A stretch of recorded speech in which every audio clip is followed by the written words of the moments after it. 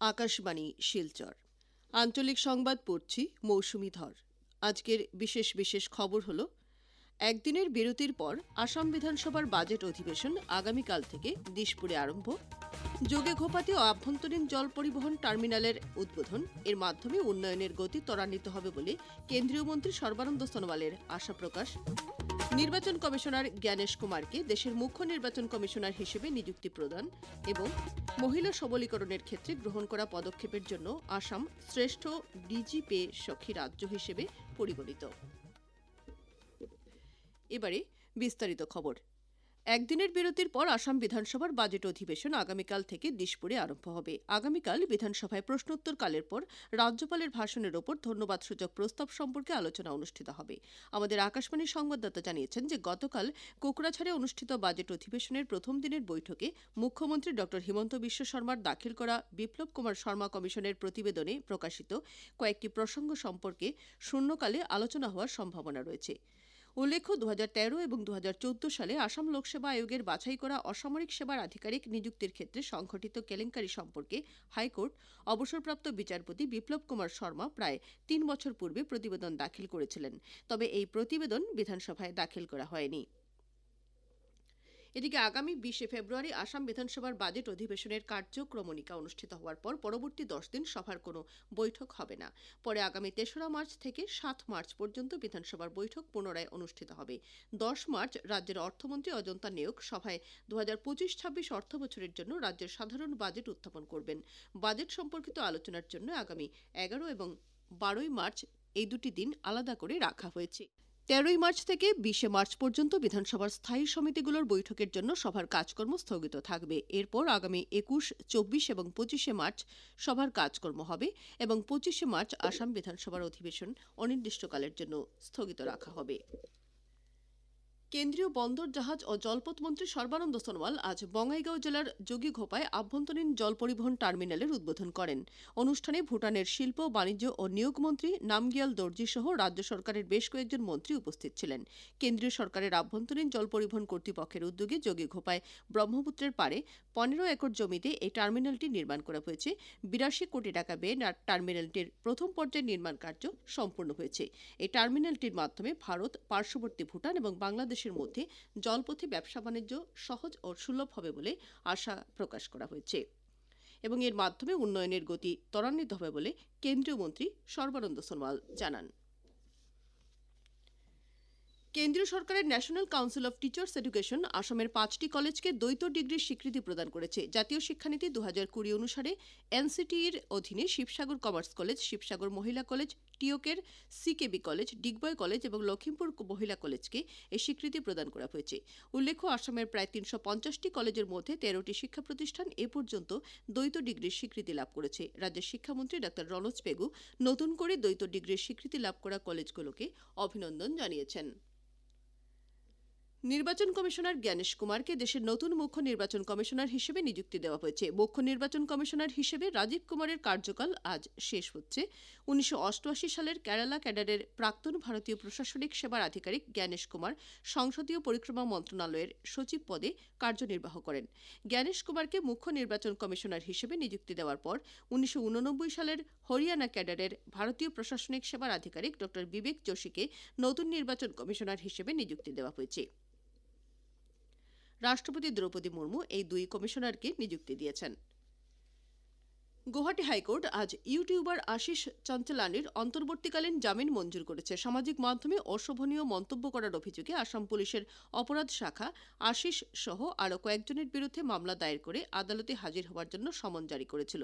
আজ হাইকোর্টের বিচারপতি মৃদুল কলিতার বিচারপীঠ এই মামলার শুনানি গ্রহণ করে তার অন্তর্বর্তীকালীন জামিন মঞ্জুর করেছে।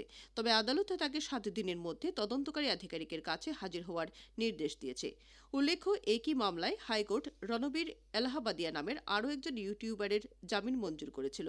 আগামী 7 মার্চ পুনরায় এই মামলার শুনানি গ্রহণ করা হবে। আয়ের সঙ্গে সামঞ্জস্যহীন সম্পত্তি অর্জন মামলায় মুখ্যমন্ত্রীর তদারকি কোষ আজ ডিফু মেডিকেল কলেজের প্রাক্তন সহযোগী অধ্যাপক ডাক্তার মৃদুপবন নাথকে গুয়াহাটির রূপনগর এলাকা থেকে গ্রেপ্তার করেছে। গ্রেপ্তারের পর ডাক্তার নাথকে বিশেষ আদালতে হাজির করানো হলে আদালত জিজ্ঞাসাবাদের জন্য তাকে 3 দিনের তদারকি কোষের হেফাজতে প্রেরণ করেছে। উল্লেখ্য, আয় থেকে 181% অধিক স্থাবর অস্থাবর সম্পত্তি অর্জনের তথ্য প্রমাণের ভিত্তিতে ডাক্তার নাথের বিরুদ্ধে মামলা দায়ের করা হয়েছিল। আকাশবাণী শিলচর কেন্দ্রের আঞ্চলিক সংবাদ এখন থেকে আমাদের ইউটিউব চ্যানেল এআইআর নিউজ শিলচরের মাধ্যমেও শোনা যাচ্ছে। এছাড়া আমাদের Facebook page all India radio news Silchar এবং এক্স হ্যান্ডেল @AIR_শিলচরের শিলচরের মাধ্যমেও এই সংবাদ শোনা যাবে। খবর শুনছেন আকাশবাণী শিলচর কেন্দ্র থেকে। মহিলা সবলীকরণের ক্ষেত্রে গ্রহণ করা বিভিন্ন পদক্ষেপের জন্য আসাম শ্রেষ্ঠ ডিজিপি সখী রাজ্য হিসেবে পরিগণিত হয়েছে।